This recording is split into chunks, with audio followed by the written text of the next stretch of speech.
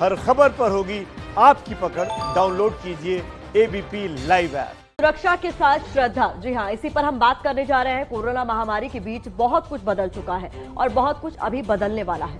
आपकी आस्था और भक्ति का तौर तरीका भी बदलने वाला है, जिसकी शुरुआत हो रही है 8 जून से। तो देखिए 8 जून से क्या क्या बदलने जा रहा है। 8 जून से मंदिर भी खुलने जा रहे हैं। 8 जून से कंटेनमेंट जोन से बाहर देश के धार्मिक स्थल खोले जाने की सरकार ने इजाजत दे दी है। अब इसके लिए एक नई गाइडलाइंस भी जारी हो गई है। बात तो ठीक है, खबर भी अच्छी है, लेकिन फिर आपको याद दिला दे, श्रद्धा अपनी जगह, लेकिन सुरक्षा के साथ किसी भी हाल में आपको खिलवाड़ नहीं करना है।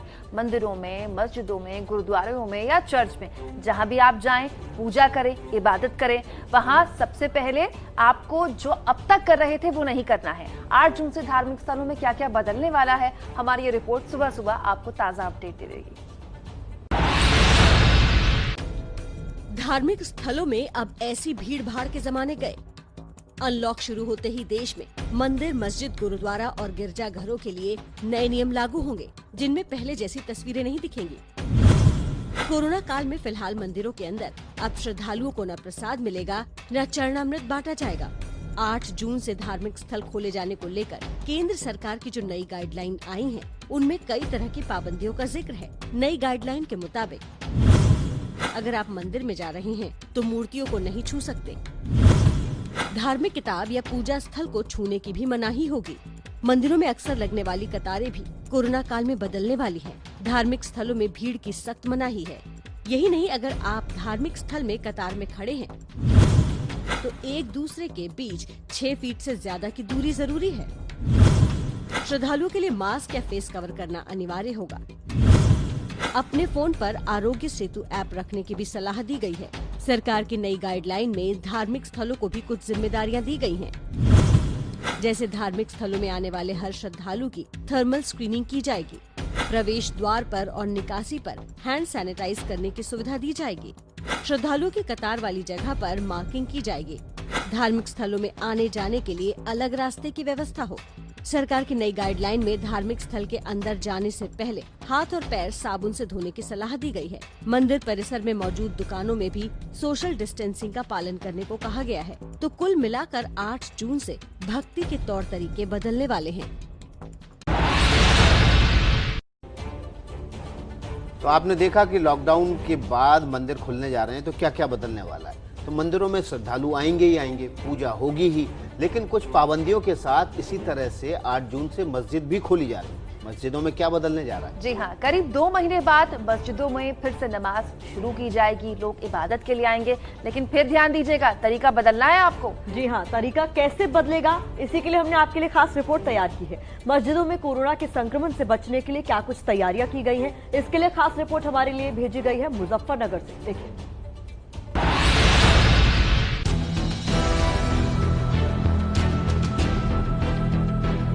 2 दिन बाद 8 जून से जब मस्जिदें फिर से खुलेंगी तो उसकी तस्वीर कैसी होगी, ये उसी की एक मिसाल है। ये यूपी के मुजफ्फरनगर में मौजूद जोहड़ वाली मस्जिद है।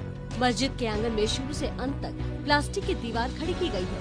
इसकी ऊंचाई इतनी है कि कोई भी नमाजी एक दूसरे के संपर्क में नहीं आ सकता। कोरोना काल में प्लास्टिक की इन्हीं दीवारों के बीच कतार में बैठकर नमाजियों को खुदा की इबादत करनी होगी।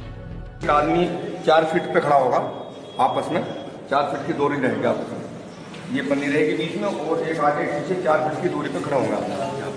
इसी तरह आपस में एक का रहेगा, सोशल डिस्टेंस रहेगा। तो उसी 8 तारीख को लेकर के तैयारी की है हमारी मस्जिद की इंतजामिया कमेटी ने कि भाई इस तरह से ये लगा दी जाए पन्नी वगैरह। अपने जहन से उन्होंने सोचा कि जो हमारी गाइडलाइन जो जारी की जा रही है हमारे प्रधानमंत्री जी की जानिब से कि धार्मिक स्थल भी खुल जाए और नमाजें भी होती रहें और उनका भी पालन साथ साथ होता रहे। मस्जिद के अंदर साफ सफाई का पूरा इंतजाम किया गया है। फर्श की बार बार सफाई हो सके, इसके लिए कालीन हटा दी गई है। वजू के लिए हर नल के साथ हाथ मुंह धोने के लिए सैनिटाइजर और साबुन की व्यवस्था की गई है। अब तो नमाजी नहीं आ रहे हैं बिल्कुल भी, लेकिन अब भी आइंदा 8 तारीख से भी यही हमारी जो मस्जिद की कमेटी है उन्होंने ये फैसला लिया है कि गुस्लखाने, बाथरूम वगैरह सब बंद होंगे और जो नमाजी नमाज पढ़ने आएंगे जब वो मास्क लगाकर आए, कोई नमाजी यहाँ वजू करता है तो साबुन और ऐसे ही सैनिटाइज, ये सब चीज़ों का इंतजाम हमने कर दिया है। सरकार ने धार्मिक स्थलों के लिए जो गाइडलाइन बनाई है, उनमें 2 लोगों के बीच 6 फीट की दूरी, मास्क और मोबाइल में आरोग्य सेतु ऐप होना जरूरी है।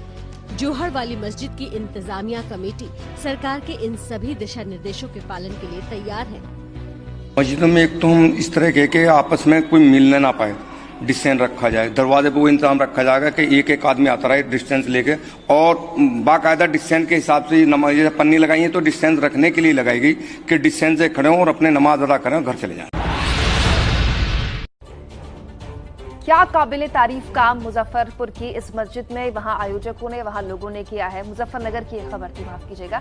इन सब के बीच एक और खबर मस्जिद से ही जुड़ी आपके लिए लेकर आए हैं। धार्मिक स्थलों के लिए गाइडलाइंस केंद्र सरकार ने जारी की हैं। मस्जिदों के लिए अलग से एक guideline Islamic centre of India की तरफ से भी जारी हुई है। इस्लामिक सेंटर ने जो गाइडलाइन जारी की है, उसमें नमाज को लेकर भी दिशा निर्देश दिए गए हैं। मस्जिदों में भीड़ न हो, इसके लिए कुछ नियम कायदे बनाए गए हैं। देखिए, इस नई गाइडलाइंस के हिसाब से ही 8 जून से मस्जिद भी खुलेंगी। लखनऊ की मस्जिदों में इसको लेकर क्या तैयारियां चल रही हैं, देखिए एबीपी न्यूज की संवाददाता रणवीर की एक खास रिपोर्ट। 8 जून से सरकार की गाइडलाइन के मुताबिक धार्मिक संस्थान खोले जाएंगे। ऐसे में मस्जिदों में, इबादत गाहों में तैयारियां शुरू हो चुकी हैं। मैं लखनऊ के ऐशबाग की ईदगाह में मौजूद हूं और ये ईदगाह है जहां हज़ारों लोग आते हैं और यहां पर नमाज पढ़ते हैं। फिलहाल कुछ महीनों से ये बंद है और अब जब सरकार की गाइडलाइन आई है कि मस्जिदें खुलेंगी, इबादत गाह खुलेंगे, तब से यहाँ पर अब तैयारियां शुरू हो रही हैं। मौलाना खालिद राशिद फिरंगी साहब ने एक गाइडलाइन जारी की है जिसमें साफ कहा है कि अब कालीन बिछाकर नमाज नहीं पढ़ी जाएगी। ऐसे में ये जितनी कालीनें बिछी हुई हैं, अंदर भी बाहर भी, इन सबको हटाया जाएगा। साथ ही जो फर्श है, इस फर्श को फिनाइल से साफ किया जाएगा और इसी पे बैठ के लोग नमाज पढ़ेंगे। तो कई ऐसी गाइडलाइंस हैं। इबादत गाह में ये भी कहा गया है कि लोग वज़ू अपने घर से करके आएँ, यानी कि जो अपने घर से हाथ पांव साफ करते हैं वज़ू में, वो घर से ही करके आएँ, यहाँ ना करें। इसके अलावा लोगों से ये भी अपील की गई है कि टॉयलेट्स का इस्तेमाल ना करें। एक बार जो नमाज की वक्त होती है उसमें 15-15 मिनट की शिफ्ट लगाकर कुछ लोगों को इकट्ठा किया जाए ताकि भीड़ ना शामिल हो और लोग इबादत गाह में आ सकें। तो इस तरह की कई गाइडलाइंस हैं जो मौलाना खालिद राशिद फिरंगी महली साहब की तरफ से जारी की गई हैं और ये एक हफ्ता जो है ये तैयारियों का हफ्ता है, जब तैयारी भी की जाएगी और लोगों से अपील भी की जाएगी कि लोग इबादत गाहों में आएँ, मस्जिदों में आएँ, लेकिन भीड़ इकट्ठी ना करें। कैमरा पर्सन प्रेम सिंह के साथ रणवीर, एबीपी न्यूज़, लखनऊ।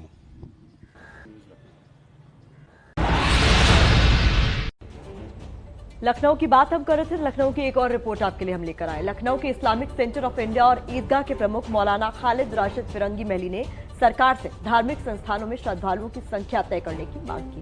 तो देखिए, फिरंगी महली वो चेहरा है मुस्लिम धर्मगुरुओं का जो हमेशा ही बहुत ही ज्यादा प्रगतिवादी रहे। फिरंगी महली ने कहा कि मंदिरों, मस्जिदों में एक वक्त में कितने लोग आए, इसको लेकर भी आदेश दिया जाना चाहिए। सभी मस्जिदों में जितने भी कालीन हैं, कारपेट हैं, चटाइयाँ हैं, उनको रिमूव किया जा रहा है और हर जगह मस्जिदों में सैनिटाइजेशन करवाया जा रहा है और कोशिश ये की जा रही है कि हर जगह पे जो फर्श है उसका वहाँ पे डिटॉल या फिनाइल से पोछा कराया जाए और हर नमाज के बाद ये प्रोसेस रिपीट किया जाए। जितने भी वज़ू खाने हैं जहाँ पे वज़ू कराया जाता है, उसके 5 टाइम की नमाज के से पहले और बाद में वहाँ पर सफाई करवाई जाए और साबुन का भी परमानेंट इस्तेमाल करवाया जाए। और इसीलिए ये भी गाइडलाइन में हम लोग कह रहे हैं कि लोग जो इबादत गाहों में जो वॉशरूम होते हैं उनका भी इस्तेमाल ना करें, बल्कि अपने घरों ही पर करें और जो फ़र्ज़ इबादत है, जो फ़र्ज़ नमाजें हैं, खाली वही मस्जिदों में अदा की जाएं, बाकी सब लोग अपने घरों पर ही बकिया नमाजें अदा करें।